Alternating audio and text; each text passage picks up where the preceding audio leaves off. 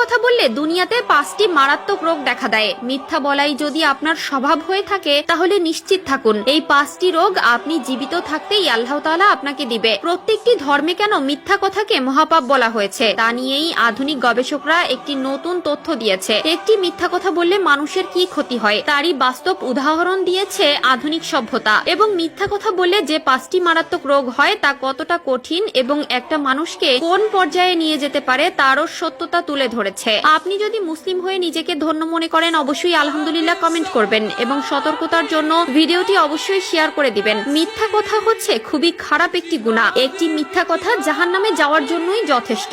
এক ব্যক্তি রাসূলুল্লাহ সাল্লাল্লাহু আলাইহি ওয়াসাল্লামের কাছে বলেছিলেন, আমি পাপ থেকে বাঁচতে চাই। উত্তরে রাসূলুল্লাহ সাল্লাল্লাহু আলাইহি ওয়াসাল্লাম বলেছিলেন, তুমি মিথ্যা কথা ছেড়ে দাও, তুমি মিথ্যা কথা ছেড়ে দাও, তুমি মিথ্যা কথা ছেড়ে দাও। সকল পাপের মূল উৎস হলো মিথ্যা কথা। একটি মিথ্যা কথা ঢাকতে মানুষকে একের পর এক মিথ্যা কথা বলতে হয়, কিন্তু সত্যি কথা বললে সেটা এক নিমিষেই ফয়সালা হয়ে যায়। তো চলুন জেনে নেই মিথ্যা কথা বললে কোন 5টি রোগ হয়। আল্লাহ তাআলা বলেন, যখন কোনো বান্দা মিথ্যা কথা বলে তখন সেই বান্দার মিথ্যা কথার দুর্গন্ধে ফেরেশতারা তার থেকে অনেক দূরে চলে যায়, এমনকি তার উপর আল্লাহর লানত পড়ে। মিথ্যা কথা বললে যে 5টি রোগ হয় তার মধ্যে 1 নম্বরে হলো আমাদের চেহারার সৌন্দর্য নষ্ট হয়ে যায়। মিথ্যা কথা বললে মানুষের চেহারার যে রহমত থাকে, নূর থাকে, আল্লাহ তাআলা সেটা উঠিয়ে নেয়। 2 নম্বরে অন্তর মরে যায়, তারা কখনো সত্য বলতে পারে না।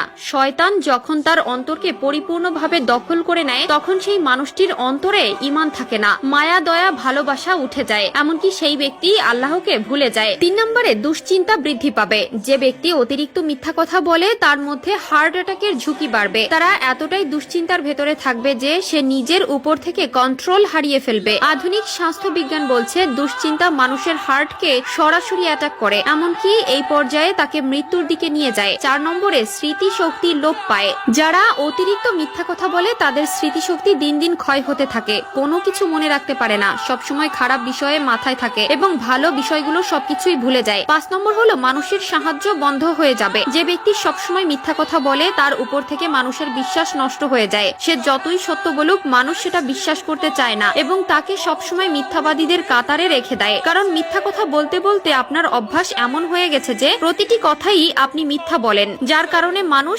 এখন আর আপনাকে সাহায্য করবে না। কোরআনের বর্ণনায় উঠে এসেছে এমন আরো বহুবিধ শাস্তির কথা, আর এসব বর্ণনার মাধ্যমে আল্লাহ তাআলা চেয়েছেন প্রিয় বান্দাদের সতর্ক করতে। জাহান্নামের এত সব বর্ণনা থাকলেও কিন্তু কোথাও আসেনি শীতল শাস্তির বর্ণনা। তাই বলে কি শীতল কোনো শাস্তি আখিরাতে হবে না? এই প্রশ্নের উত্তর জানতে আসুন শুনে নেই কোরআনের একটি আয়াত। ওই আয়াতে আল্লাহ তাআলা জান্নাতীদের নিয়ামতের বর্ণনা দিতে গিয়ে বলেন তারা সেখানে আস্বাদন করবে না উত্তপ্ততা এবং শীতলতা। সূরা দাহর আয়াত 13। হযরত আবু সাঈদ খুদরি রাদিয়াল্লাহু তাআলা আনহু থেকে বর্ণিত, রাসূলুল্লাহ সাল্লাল্লাহু আলাইহি ওয়াসাল্লাম বলেছেন, প্রচন্ড গরমের দিনে যখন বান্দা বলে আল্লাহ ছাড়া ইবাদতের উপযুক্ত আর কেউ নেই, আজ কি গরম, হে আল্লাহ আমাকে জাহান্নামের আগুন থেকে মুক্তি দিন, তখন আল্লাহ তাআলা জাহান্নামকে বলেন, আমার এক বান্দা তোমার উত্তপ্ততা থেকে মুক্তি চেয়েছে, আমি তোমাকে সাক্ষী রাখছি, আমি তাকে তা থেকে মুক্তি দিলাম।